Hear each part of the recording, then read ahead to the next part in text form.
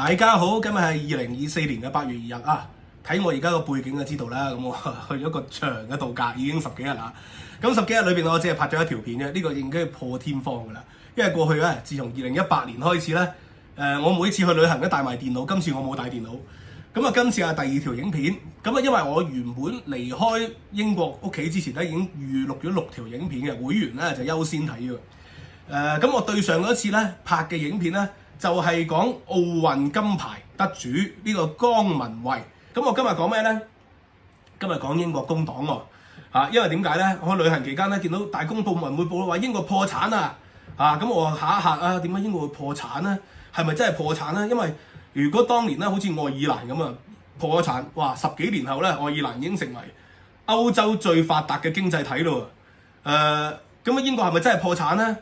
咁啊，結果咧睇下工黨嘅新首相啦，施紀賢嘅發言。咁咧其實佢嘅發言咧就唔係話英國破產，英國而家咧佢一個財政黑洞有200億英鎊。佢就發現咧原來有200億英鎊咧，即係佢上咗台之後，就係因為當日保守黨嘅減稅政策。保守黨係加咗稅嘅，辛偉誠做財相嘅時候係加稅。就譬如話呢個嘅利得稅由19% 咧加到25%，喺出年生效，但係未正式生效噶嘛，出年先生效噶嘛。咁但係咧佢有啲地方減咗稅嘅，就譬如話呢個 National Insurance 喺 Boris Johnson 嘅時候咧係12%，咁後來減到10%，而家再減到8%。咁啊結果你減咗4% 嘅 National Insurance 咧，咁庫房梗係少收好多錢啦。咁呢個就係一個問題。其次就係咧啲工人罷工，咁啊然後教師又罷工 ，NHS 罷工，佢應承咗要加人工喎，咁所以變成咗咧英國有200億英鎊嘅財政黑洞。咁施紀賢就話咧呢個嘅英國嘅 finance 已經係 broke and broken 啦，結果就係被嗰啲中國媒體翻譯做已經破產啦。咁200幾億英鎊係唔會破產嘅，因為咧英國咧一年嘅軍費都成600億英鎊，接近700億，600幾700億英鎊。即係如果真係捉襟見肘要面臨破產嘅 ，cut 咗200億英鎊嘅軍費，其實係生存到嘅，因為咧德國同埋法國咧。佢哋嘅軍費開支係少過英國200幾億嘅，你只要拉平嗰啲同德國、法國係接近，大家都係北約國家嚟噶嘛，咁基本上咧就可以 even 咗條數，係唔會破產嘅。咁點解施紀賢會咁樣講咧？呢個係一個工黨嘅選舉策略。工黨當年咧未上台嘅時候，就一直攻擊保守黨唔肯加教師人工，搞到英國嘅公立學校質素咁差。唔肯加 NHS 人工，搞到咁差啲醫療，就係不斷攻擊要求加人工嘛。然後佢一上台，將鐵路國有化，咁啲鐵路工人一定係不斷加人工㗎。要透過加人工先令到佢唔會罷工㗎嘛。你國有咗啦，佢更加惡㗎咯喎，罷工嘅次數更加多嘅。工黨咧就係主張加人工，就攻擊咧10幾年嚟保守黨緊縮財政政策。點解保守黨要緊縮財政政策？就係因為在10幾年前就係工黨執政啊嘛。就係難民大量湧入，所以後來有脫歐議題啦。然後難民咧，你未審核佢之前，你就要俾食宿佢住咯喎。每年咧就嗰度使數以10億英鎊噶咯喎。咁所以呢個第一，第二啦，入到嚟之後要攞福利然後生仔又有福利。總之英國咧就有啲人就話好快會變成伊斯蘭國家啦，就係因為呢個原因，就係因為在10幾年前工黨執政嘅時候就係開大咗個開支嘛。咁所以保守黨上台咧就第一面對住脫歐啦，經濟就會硬着陸。所以咧佢就緊縮咗地方財政開支，所以而家英國地方點解不斷破產啊？就係因為保守黨緊縮財政開支，然後地方又唔能夠大幅舉債。第二就係亦都唔能夠咧加人工加到好多，所以又罷工啦。第三咧就係咧通脹犀利喎，所以咧佢哋開支就增加，收入就不變，就導致到地方破產。英國就係咁啦，所以咧而家工黨上台咧前佢就講咗50次話唔會加稅嘅。但係結果而家上嚟就即刻宣布咧有200億嘅財政黑洞。咁如果你又200億嘅財政黑洞，你又要加人工，其實就實際上唔止200億噶咯。所以只能夠加稅。喺未來嘅幾年咧，工黨執政咧，佢就不斷會加稅，但係咧佢就話唔會加 workers， 唔會加啲工人嘅稅。咁好可能就會加老闆嘅稅啦，企業家嘅稅啦，大企業家嘅稅啦，足球員嘅稅啦，運動員嘅稅啦，或者咧最實際就係加 dividend tax。dividend tax 即係股息稅，就令到啲有錢佬咧越加越重稅啦。咁但係咁樣做係解決唔到英國經濟喎，因為而家咧工黨咧佢已經提出咗話要廢除呢個嘅海外收入嘅免稅額。呢個其實係工黨政策嚟嘅，保守黨嘅跟從咗，因為英國好多人咧都支持，覺得辛偉誠嘅老婆啊，佢哋好多有錢人咧，啲稅擺喺海外度避稅，就覺得唔公平，佢就廢除咗。第一，第二就係咧要向私校嘅學生家長徵收20%嘅增值稅。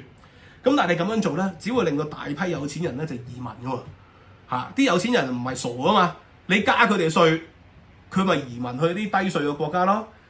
咁我唔需要全家移民嘅喎，就譬如話好似辛偉誠咁，佢淨係老婆移民咗得㗎咯。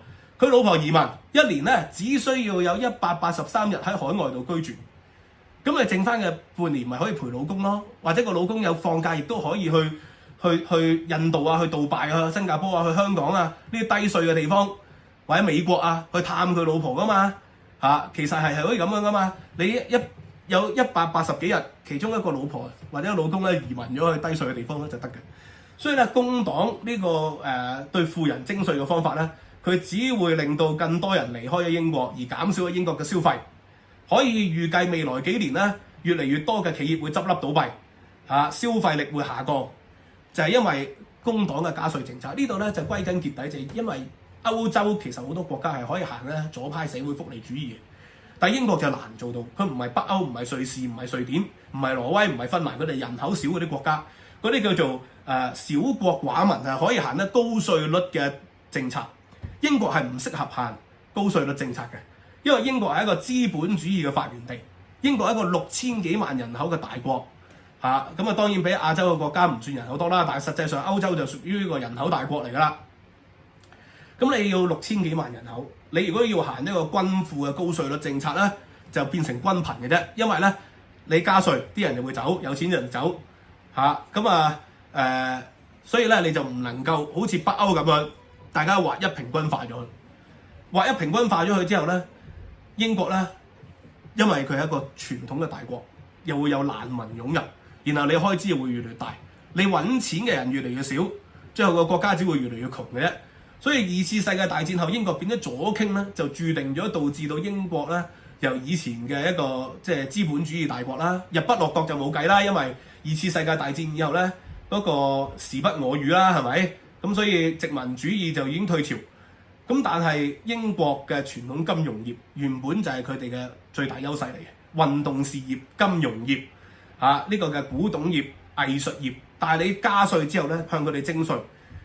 工黨甚至乎有諗過向呢個嘅 YouTuber、influencers 徵稅嘅，咁你咪導致到嗰啲人咪轉去啲低稅嘅國家啦。喂，英國同愛爾蘭咧係有協議嘅喎，英國人咧有英國籍嗰啲係可以去愛爾蘭住，唔係北愛啊，係愛爾蘭。愛爾蘭係歐洲最低稅嘅地方，咁嗰啲公司咪紛紛搬去愛爾蘭咯。所以加稅咧左傾咧就唔係英國嘅出路。但係2次世界大戰以後咧，英國就左傾啦，廢邊社會主義啊嘛。咁所以令到英國經濟咧就進一步下滑。工黨每次長期執政咧，嗰個 GDP 可能會上升，因為佢擴大嗰個政府開支嘛。咁但係擴大政府開支就會導致到稅務咧，最後又會加，因為你要還債噶嘛。咁但係坦白講咧，200幾億英鎊嘅財政黑洞咧，唔係話真係好嚴重嘅。香港頭嗰幾季1200億嘅赤字，中國一年嘅財政赤字38000幾億人民幣。咁但係當然英國就係比香港咧就惡劣一啲，因為英國本身已經有好多國債啦，香港就係冇乜國債嘅。咁呢個就係最大嘅分別啦。好嘛，今日呢個假期咧就呢段影片咧講到呢度，輕鬆啲，就唔係話對住資料好似平時咁做晒 PowerPoint 同大家講。咁所以講錯咧掛一漏萬咧，就希望大家見諒啦。好似前幾日咧，我臨出發前拍嗰條影片，我就講到梁羽生同金庸以前有個上司叫做羅夫，其實我每一次講佢名都講準確嘅。後來有一次唔小心講錯咗羅浮，因為唔知點解個腦裏邊有時轉唔到，咁即刻俾好多人留言係羅夫啊，唔係羅浮啊，唔識字啊，唔好拍片啊，即係做人唔需要咁 mean 嘅，係咪？輕鬆啲work-life balance， 寬容一啲，咁人咧都會開心啲，你哋都開心啲，好嘛？多謝大家支持。咁會員獨家嘅影片咧就可以俾大家48小時前或者更早可以睇到，所以希望大家可以再 YouTube 嘅會員或者 Patreon 嘅會員啦。YouTube 同 Patreon 嘅會員而家仲有文字版㗎，因為有時我一段嘅影片講咁多嘢咧，你未必聽得晒。咁有文字版咧方便大家了解，好嘛？多謝大家今日講到呢度，拜拜。